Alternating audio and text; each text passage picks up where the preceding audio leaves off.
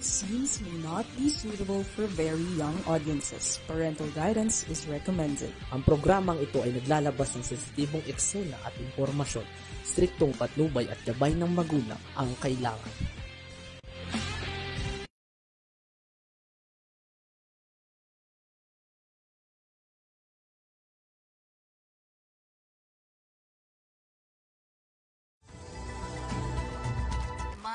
Magandang araw! Friday na naman po. Thanks God, it's Friday.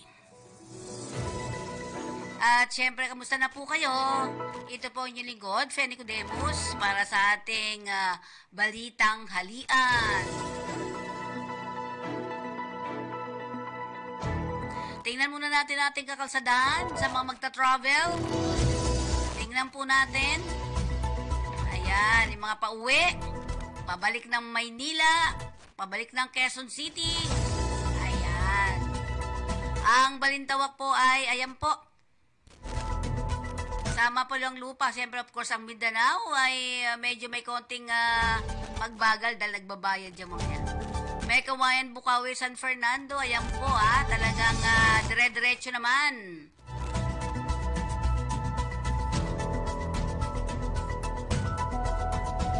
So, maganda naman ang daloy ng mga trapiko. Pero yung sa Mindanao Toll Plaza, yung pa southbound ay medyo traffic. Di ba? Palagay ko nagbabayad din itong mga to. Kaya ganun. Okay, tayo muna ay mag-balita. Meron ba tayong mga flash report? Wala pa. Okay.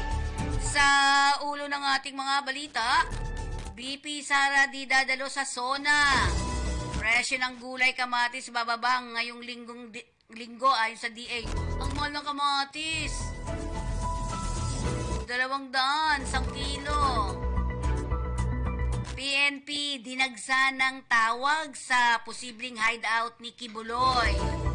China walang pakialam sa Philippines, Japan. RAA ayon kay Teodoro. Police car ninakaw ng Araro, 3 pedestrian patay. Brigada Eskwela itinakda na sa Hulyo, ika-22. Suspect sa road rage sa Quezon City, arestado. Rider, todas sa criminology student.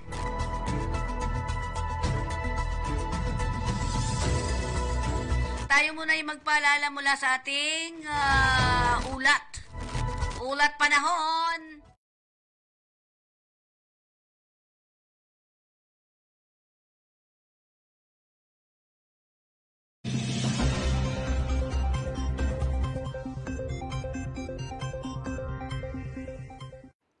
Magandang araw po sa ating lahat. Narito po ang ating weather update. Dahil po yan sa habagat o southwest monsoon, inaasahan po natin ngayong araw na magiging maulap ang kalangitan na may kasamang kalat-kalat na pag-ulan at thunderstorm sa Palawan, itong Western Visayas, buong Mindanao at kasama rin po ang Occidental Mindoro. Kaya paalala po sa mga kababayan po natin sa mga nabanggit na lugar, mag-ingat po tayo.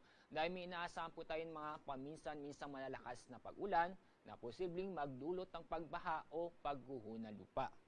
Samantala, itong nalabing pong bahagi po ng Visayas at kasama rin po ang nalabing bahagi po ng Luzon, kasama po ang Metro Manila, ay magiging bahagyang maulap hanggang sa maulap ang kalangitan na may kasamang isolated na mga pag-ulan. Itong mga isolated na mga pag-ulan ay kadalasan po yan sa hapon o sa gabi. Itong southwest monsoon ay naapektuhan po ang kalurang bahagi po ng Southern Luzon hanggang sa Mindanao. Itong epekto ng southwest monsoon ay mapapatuloy bukas at sa malaking bahagi po ng ating bansa ay maapektuhan ng southwest monsoon. Kaya sa bukas, may inaasahan po tayo mga kalat-kalat na pag-ulan o paminsan-minsan may malalakas na pag-ulan, lalo na po sa may kalurang bahagi po ng Southern Luzon hanggang sa Mindanao. Kaya sa mga kababayan po natin, mag-ingat pa rin tayo dahil sa may mga posibleng magdulot ng pagbaha o pagguho ng lupa, dulot ng paminsan-minsan o may inaasahan tayong malalakas na pag-ulan. Yun yung mapapansin, may mga cloud cluster sa labas po ng ating PER. Binabantayan ho namin yan na posible pong may mabuong low pressure area. Ang araw pong sisikat mamaya pong 5:34 ng umaga. Ang araw lulubog sa oras ng 6:30 ng hapon. Yan po ang ating weather update mula sa Pag-asa. Ako po si Alzar D. Aurelio.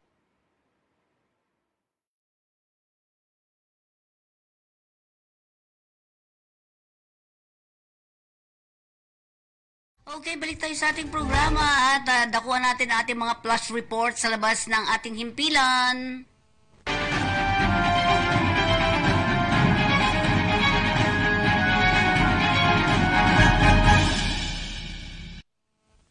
Yes, Tita Pe, magandang hapon. Nagkaroon na naman ng isang pagsabog sa lalawigan ng Abra, sa Banggit Abra, kahapon, 2:00 ng madaling araw.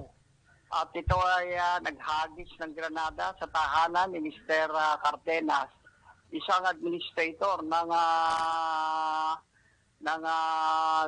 bayan ng Lapas, lalawigan ng Abra. Ayon sa ulat ng kapulisan, hindi pa tukoy kung sino yung mga suspect na nanghagis ng granada at ano ang kadahilanan, Tita Pe.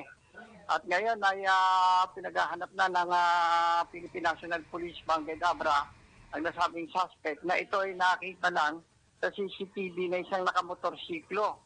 Batay sa report pa rin ng PNP Banggit Abra na ang nasabing nakamotor ay bigla na lang tumakbo ito at nawala at pinaghahanap pa ngayon ng Philippine National Police for manhunt operation. Samantala naman, Tita Pe, ito na naman, panibagong biktima na naman, Tita Pe. Dalawang Australian foreigner, ay, no? Oo nga. At isang babae natagpuan naman sa Tagaytay Resort na kung saan ay biktima naman ito ng isang karahasan o pagpatay na hindi pa natutukoy ng mga suspect. Pero ito pinag-aaralan na rin sa Tagaytay Police para malaman nila kung sino yung isa sa mga person of interest dito sa naganap na pagpatay na foreigner. Halos na babahala na mga nisit sa ating mga kababayan, Tita Pe, na patuloy pa rin ang pagpaslang sa ating mga banyagan na dayuhan dito sa ating bansa. Yan ang update report para sa Talakayang Pinoy, July Pudo, Talakayang Pinoy Kakampi Online, July Pudo, nagulat. Talakayang Pinoy. Oy! Okay! Sige, natawa pa siya. Sige, tayo ay nasa balitang halian. Okay, at sa kabuuan ng ating mga balita, BP Sara di dadalo sa SONA. Tingnan nga natin. Kinonfirma kahapon ni Vice President at outgoing Department of Education Secretary Sara Duterte na hindi siya dadalo sa idaraos ng State of the Nation Address ni Pangulong Ferdinand Bongbong Marcos Jr. sa darating na Hulyo ika-22. Nasa namuatan ka sa SONA. Muatan ka sa SONA.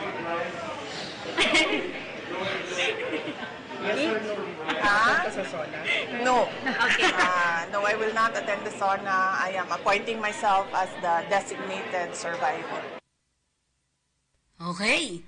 Matatandang maraming nag-aantabay kung dadalo ba ang Vice Presidente sa SONA ng Pangulong Marcos matapos siyang magbitaw sa gabinete ng Pangulo noong nakaraang buwan. Sabi nga niya, di ba? Sabi niya, narinig yun, no, I will not attend the SONA. I'm appointing myself as the designated survivor. Yan ang tura ni Duterte ng makapanayam ng mamamayag sa inaugurasyon ng Child and Adolescents Neurodevelopment Center sa isang pagamutan sa Davao City. Ito ang unang pagkakataon na hindi dadalo ang Vice Presidente ng SONA. Pinalaga naman ito ng Manila 3rd District Representative Joel Chua ang umanay hindi magandang patawa ni BP nang sabihin nitong itinalaga niya ang kanyang sarili bilang designated survivor. Kaya wala siyang planong dumalo sa joint session ng Kongreso para sa ikatlong SONA ni Pangulong Marcos. Hindi niya dapat gawing katawa-tawa ang seguridad ni Pangulong Marcos. such a joke, it's not, such a joke is not good taste because, hindi ko tuloy masabi, ulitin ko. Such a joke is not in good taste because the security of the President of the Philippines is not a joking or laughing matter. Great care is taken to ensure the security of the President, especially during SONA. Ito ang saad ng sulod. Ayon pa kay Chua, anuman ang tensyon sa politika hindi dapat nagbibiro ng masama ang ikalawang Pangulo, lalo na ani at sa usapin pa ng kaligtasan ng Pangulo ng bansa. Sa punto pa ni Chua, sabi niya ito strictly speaking, Vice President Sara Duterte does not have the appointing power for a designated survivor because it is not the 1987 Constitution that designates the vice as the first next in line to succeed in the president. Yan ang punto ni Chua. Hindi pala siya upa. Una nang magbibitaw si Sara bilang kalihim. Una nang nagbitaw si Sara na bilang kalihim ng Department of Education at Vice Chairperson ng National Task Force to End Local Communist Armed Conflict. Ito'y epektibo noong Hulyo 19. Samantalang tinitiyak ng Department of Agriculture na bababa na rin sa linggo ito ang presyo ng ilang mga gulay pati ng kamatis sa mga palengke at pamilihan.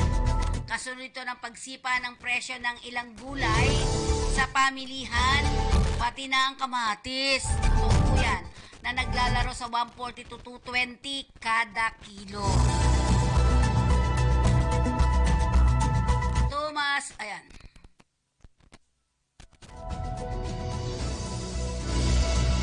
Tumaas din ang presyo ng carrots na nasa 100 to 180. Talong na umabot naman sa hanggang 120 ang kada kilo. Ang bell pepper naglalaro 200 to 350. Ayon kay DA spokesperson Arnel de Mesa, ang pagsipa ng presyo ng mga gulay ay bunsod ng delay na harvest sa ilang sakahan sa bunsod. Nabunsod na rin ng El Nino at epekto ng bagyong Aghon. Nakadagdag pa rito ang tumaas na presyo ng produktong petrolyo na dumaragdag sa transportation costs ng mga magsasaka.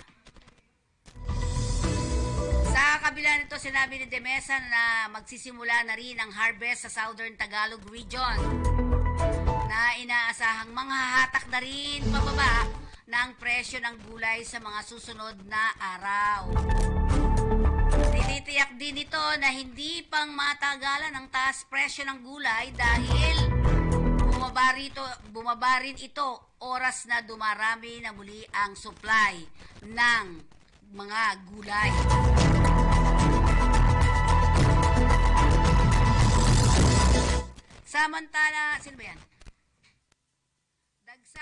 Samantala, dagsa na ang mga tawag na natatanggap ng Philippine National Police hinggil sa kinaroroonan at pinagtataguan ni Kingdom of Jesus Christ leader Pastor Kibuloy.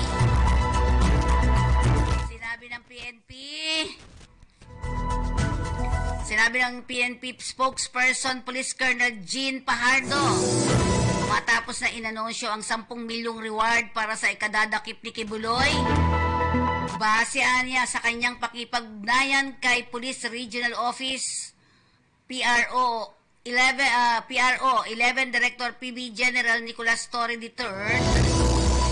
Marami nang tumatawag sa hotline ng PNP at nagbibigay ng impormasyon sa kinaroroonan ni Kibuloy. Huwag po nating kalimutan na yung kabilang parte po na sumisigaw po ng hustisya, may mga batang allegedly, di umano, ay minolestya at naging subject for trafficking. This is very serious matter po, very serious offenses po. Kaya wag lang po sana yung side ng isa yung tignan natin. Tignan din po natin, may sumisigaw din po ng hustisya ng mga magulang at mga kabataan at yun po yung hinihingi natin.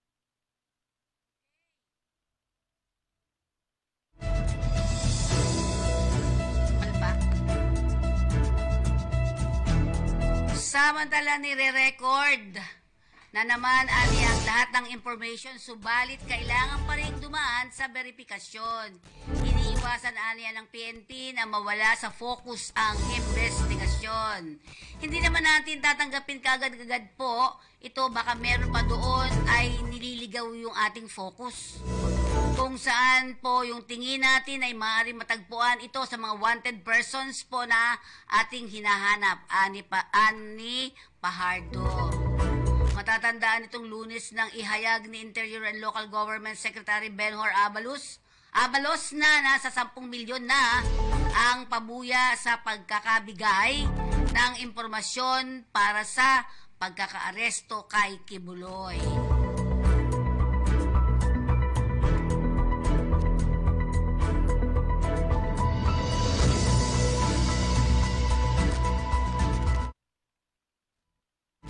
Naglabas ng warrant of arrest ang korte laban kay Kibuloy at 5 pang ibang bunsod ng kasong paglabag sa RA 7610 o ang Special Protection of Children Against Abuse, Exploitation and Discrimination Act and Republic Act 9208 o yung tinatawag nating Qualified Human Trafficking.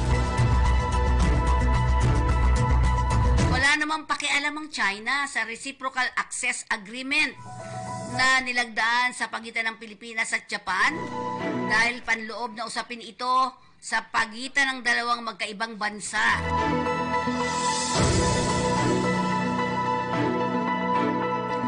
Ang Reciprocal Access Agreement is a bilateral agreement between Japan and the Philippines. So, it is a matter internal to Japan and the Philippines. It is actually none of China's business. Pahayag ni Defense Secretary Gilberto Teodoro Jr. sa pambabatikos ng China sa Pilipinas at Japan RAA. Ang kasunduan to'y nilagdaan ni Teodoro at Japanese Foreign Ministry Yoko Komikawa nitong Lunes at nagpapahintulot sa Hapon o Japanese troop na magtungo sa Pilipinas at gamitin ang kanilang mga armas. Sinabi ni Chinese Foreign Ministry spokesperson Lun Jian na ang Japan ay may mga seryosong responsibilidad sa kasaysayan sa agresyon at colonial rule na pananagutan nito sa Pilipinas ang iba pang bansa sa Southeast Asia noong World War II.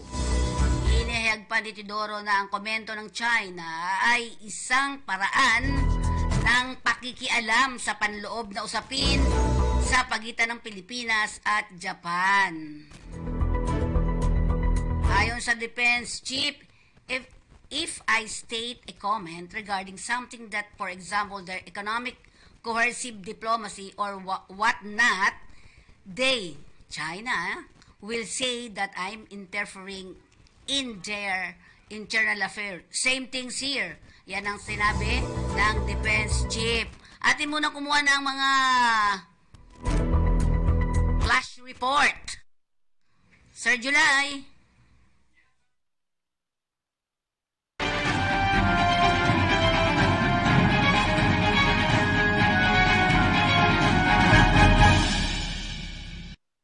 Oh yes, Tita Pe, ipinag-utos na ng Supreme Court, no, tsaka Court of Appeal na kailangan ma-freeze na yung mga pera ni Mayor Bamban Alice Go dahil nga sa paglabag nito sa money laundering council. Dahil nga sa marami na nga siyang patong-patong na kaso, ipinag-utos na nga ng Supreme Court na talagang siya sa atin maigit, talagang i-freeze na yung kanyang mga nakuwang pera. Alam mo, laki, no, Tita Pe, 28 million ang perang sa kanya, mga nakuha nilang mga anomalya dyan sa Pogo Hub, Tita Pe. Bagamat mismo na ang nag-o-order dito ang Supreme Court, kasama na rin itong mga Senado, talagang uhulihin na nga ito si Alice Go dahil nga hindi siya pagsipot sa nasabing hearing dyan sa Senate. So ngayon talagang pinag-aaralan na, talagang halos kakasuhan na maigi itong si Alice Go dahil sa paglabag nito sa illegal gambling at saka human trafficking, no? Ng iba't ibang ahensya ng ating gobyerno. So yan ang aking update para sa Kakampi Online. July Pudok, nag-uulat. Yon. Samantala, patuloy pa rin tayo sa ating mga report. 3 pedestrian ang patay. Habang 6 pang katao ang sugatan ng araruhi ng isang police car na ninakaw na isang umano'y sinto-sinto Huwag sa po natin Morong, Rizal kalimutan kahapon. na yung kabilang pakti po na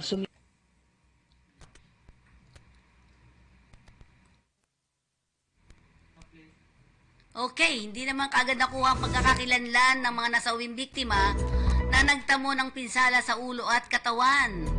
Samantalang arestado na ang 57 years old na suspect na nagmaneho ng police car na sinasabing may diferensya sa pag-iisip. Base sa ulat ng Rizal Police Provincial Office, dakong alas 10:45 o 10:45 ng umaga nang maganap ang insidente sa Tomas Street sa Barangay San Juan. Ayon sa mga pulis, ginagamot ang suspect sa Municipal Disaster Risk Reduction Management Office nang tumakas ito. Ninakaw umano ng suspect ang isang police car ng Morong Police Station na nakaparada sa lugar at saka humarurot ng palayo. Kaagad naman rumusponde ang mga pulis at tinugis ang suspect. Gayunman, bumangga ang police car sa isang poste at inararo ang mga pedestrian sa lugar na nagresulta ng pagkamatay ng 3 at pagkasugat ng 6 na iba pa. A man with a mental problem being treated as the Municipal Disaster Risk Reduction Management Office escaped and then seized the parked mobile car of the Morong PNP. Yan sinabi ng RPOO. Itinakda ng Department of Education o DepEd ang pagdaraos ng Brigada Eskwela para sa school year 2024-2025 sa Hulyo, ika-22 taong kasalukuyan. Batay sa Memorandum Number 33-2024 na inilabas ng DepEd, kamakalawa magtatagal ang Brigada Eskwela hanggang Hulyo, ika-27 lamang. Ang tema ng naturang aktibidad ngayon ng taon ay bayanihan para sa matatag na paaralan. Sinasagawa din ang National Brigada Eskwela Kick-Off Program sa Hulyo, ika-17 sa Carmen National High School sa Division of Office ng Cebu Province 7th Cebu Province the 7th. At ito'y naka-live stream sa DepEd Philippine official Facebook page. Ang Brigada Eskwela ay taunang school maintenance program ng DepEd upang ihanda ang mga paaralan sa pagbabalik eskwela ng ating mga mag-aaral. Nakatakda namang magbukas ng klase sa mga pampublikong paaralan sa bansa ngayong 29, Hulyo, ika-29. Umarangkada naman ang enrollment period para sa mga school year 2024-2025 na nagsimula noong Hulyo ika-3 at magtatagal hanggang Hulyo ika-26. Okay, plus report.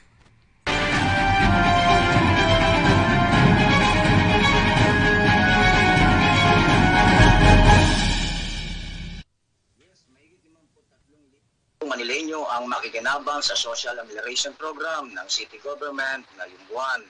Sinabi ni Mayor Rani Lacuna na ngayong buwan ng Hulyo, ang lokal na pamahalaan sa pamamagitan ng Social Welfare Department ng lungsod at ng hepe nito na Seret Pugoso ay mamamahagi ng monthly allowances sa ilalim ng sektor sa ilalim ng SAP na ipinasa sa Manila City Council sa panahon ni Lacuna bilang presiding officers.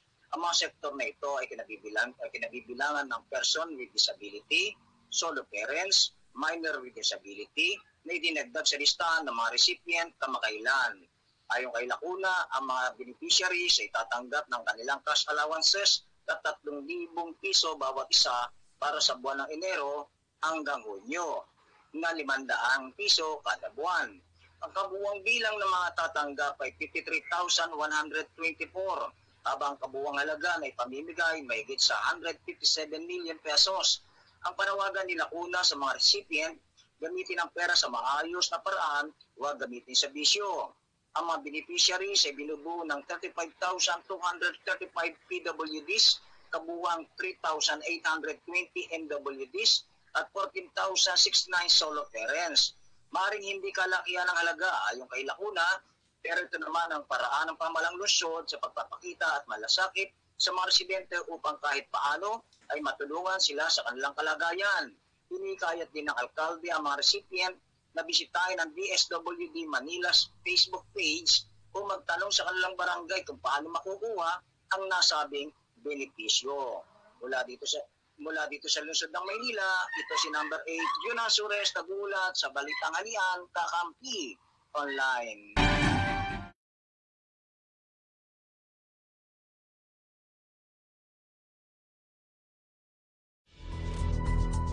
Samantala, naresto na ng Quezon City Police District ang suspect sa naganap na road raid sitong Hulyo 2 sa tapat ng isang Chinese restaurant na ikinasugat ng kanyang nakaalitan sa Quezon City.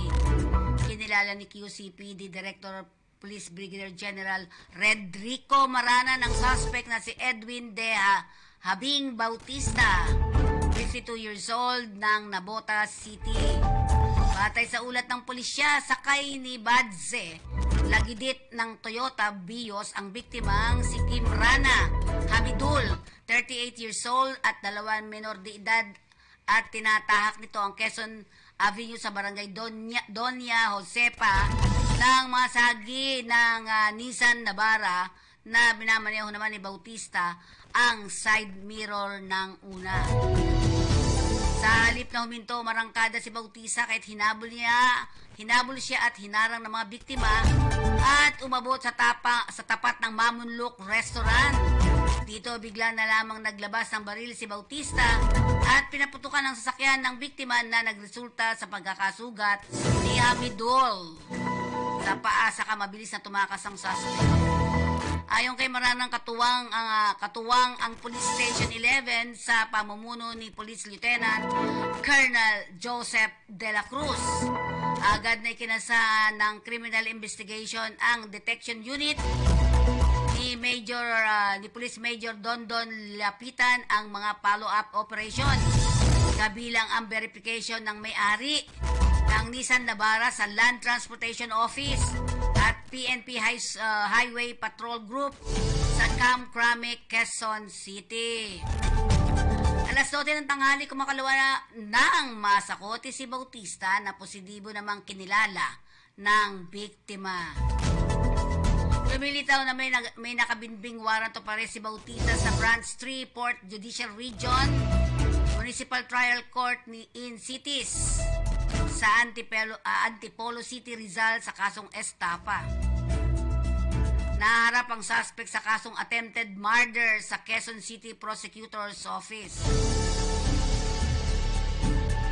Samantalang isang delivery rider ang patay ng barilin ng malapitan umano ng criminology student itong Lunes ng gabi sa Caloocan City. Dead on the spot ang biktimang si John Mark Robedillo, 19 years old, habang nakilala naman ang suspect na si Jimuel Rafael Bautista na naman, 19 years old. Lumilitaw sa investigasyon ni Caloocan City Police Investigation Division Chief Police Major Jansen Tiglao, nangyari ang krimen dakong alas 9 ng gabi sa General Tirona Street, Barangay 144, Caloocan City. Nakuna ng CCTV ang pagdaan ng biktima na mag-deliver ng pagkain kasama ang live-in partner nito. Ito ay lumitaw sa likuran ang biktima, ang suspect na si Bautista, at binaril ang una sa ulo ng ilang ulit saka tumakas gamit ang motorsiklo ni Robedillo. Lumitaw na nagkaroon ng alitan ng biktima at suspect nang magtalo sa sugal ng una at huling sa isang lamayan. Nais ng suspect na mabawi ang perang natalo, subalit hindi pumayag ang biktima.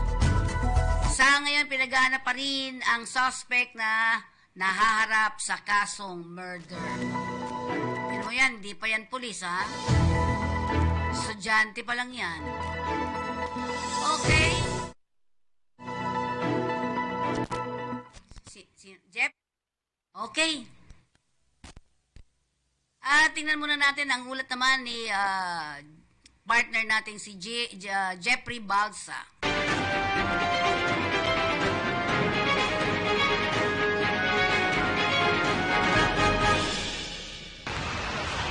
So, nandito tayo ngayon sa harapan mismo ng National Bureau of Investigation para dito sa mga complaint ng mga OFW at yung ating mga kababayan dito sa Pilipinas na mga na-scam sila. Nandito po kami ngayon sa NBI at kami po ay 17 katao at kami po ay nakahanda na pong magsampa ng kaso laban po sa scammer na CEO ng Spotify na na-scam po sa amin ng napakalaking halagang pera. Yun lamang po at nananawagan po kami sa mga na-scam din na sila rin po ay magpunta rito upang mag-file ng kaukulang kaso para po sa ikatatagumpay laban na ito. Sa inyo po ma'am, magkano ang inabot? Sa akin po personally is 66,000 po. Pero aside po doon may mga inabunuhan po kasi ako umabot po ng 163,000. 163,000. Sa inyo? Sa akin po, 14,000 po. 14,000? 11,000. Sa inyo mag-asawa? 23,000. 23,000. 49,000.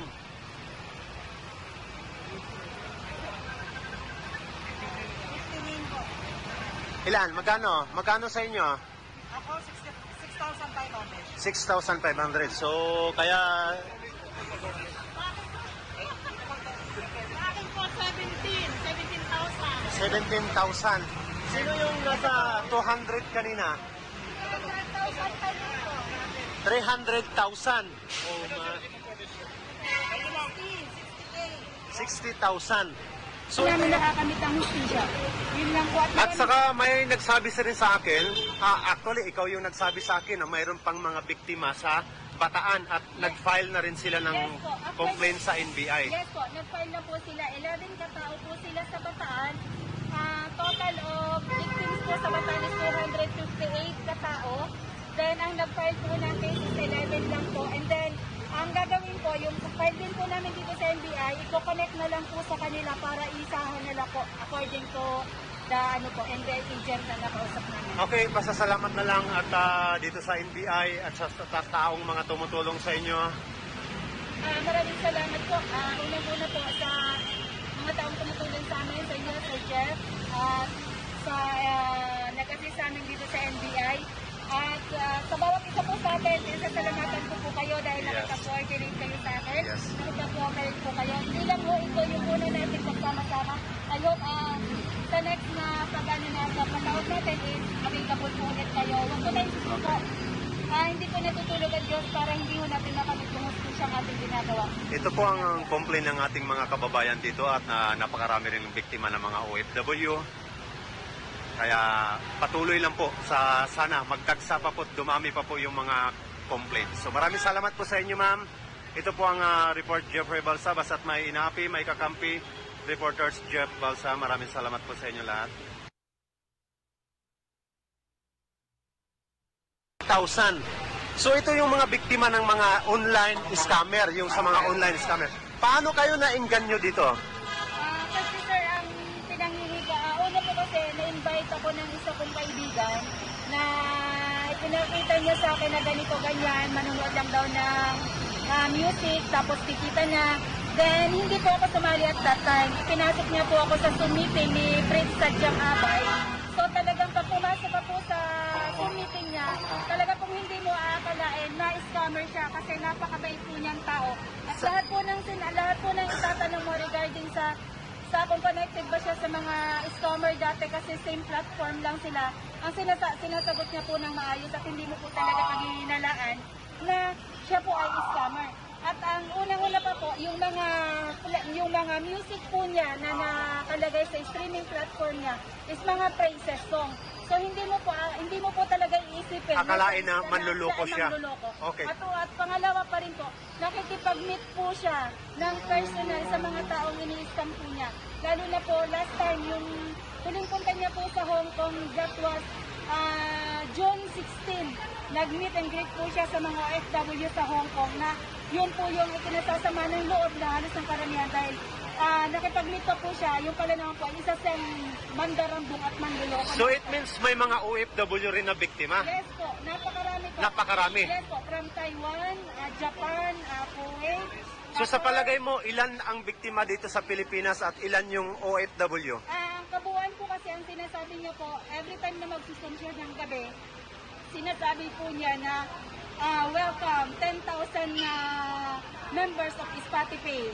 So, yun po yung mga sinasabi niya. So, it means napakarami? Yes po, napakarami po talaga. Kaya, so, kumusta naman po yung pagpunta rito sa ating NBI? So, handa naman silang tumulong sa ating mga biktima? Handa naman po silang tumulong sa amin at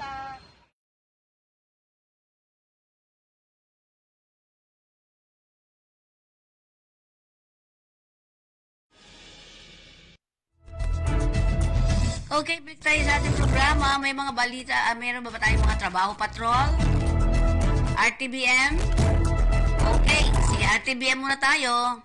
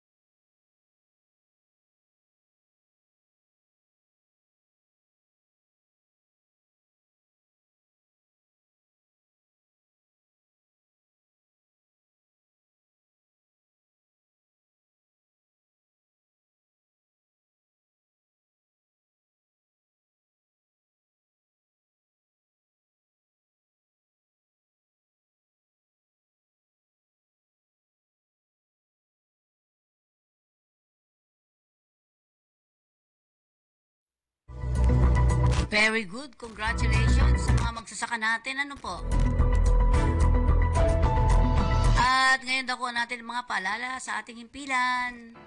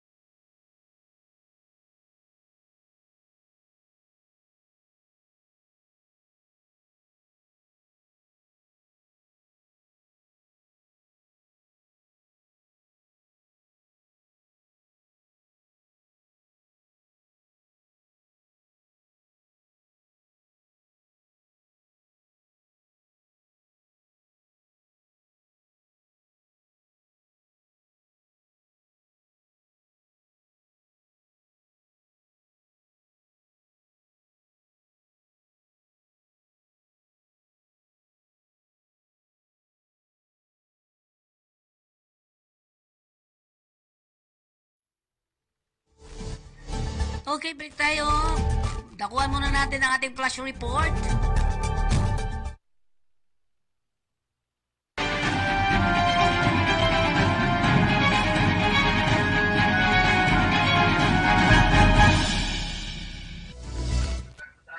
Yes, Rita Pe, naging palaisipan yung binigkas ni Vice President Sara Duterte, yung hindi niya pag-attend sa SONA itong darating na July 22. Parang may binigkas siya na parte ito ng demolition job, no, laban kay Pangulong Bongbong Marcos, na parang iniisip na siya ay mag-a-appoint sa sarili niya na siya na yung papalit bilang Vice President ng Republika ng Pilipinas, Tita Pe.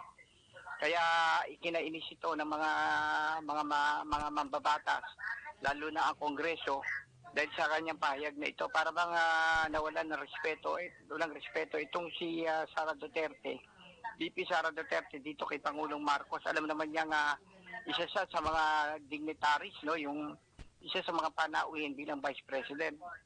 Napag-aalata na mga kababayan na talagang may paghahangad siya na makaposisyon bilang Pangulo ng Pilipinas na itong darating na eleksyon laban. At alam na ng mga tao, talagang halina siya para maging Pangulo. Pero hindi pa rin natitinag ang ating Pangulo. Talagang sinabi niya habang nanunungkulan siya, gagampanan niya yung kanyang tungkulin para makatulong sa ating mga kababayan na naghihirap at patuloy ang kanyang pagbibigay ng ayuda mula Luzon, Visayas at Mindanao. Para sa Kakampi Online, July po, reporting.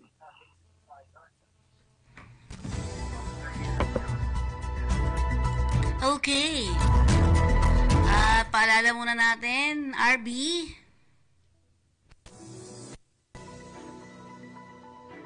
Ayan si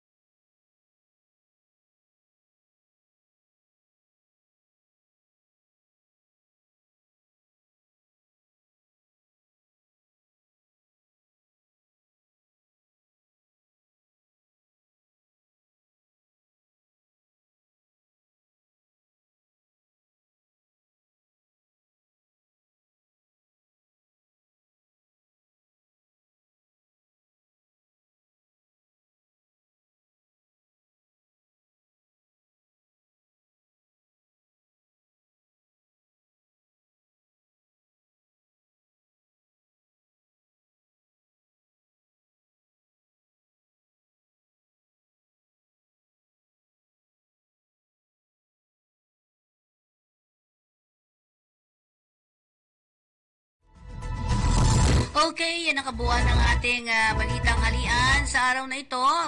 Ito po yung lingkod Feni Nicodemus. Nagpapaalam po sa inyo. Maraming salamat. Yung mga taga-palengke, magswerte na kayo.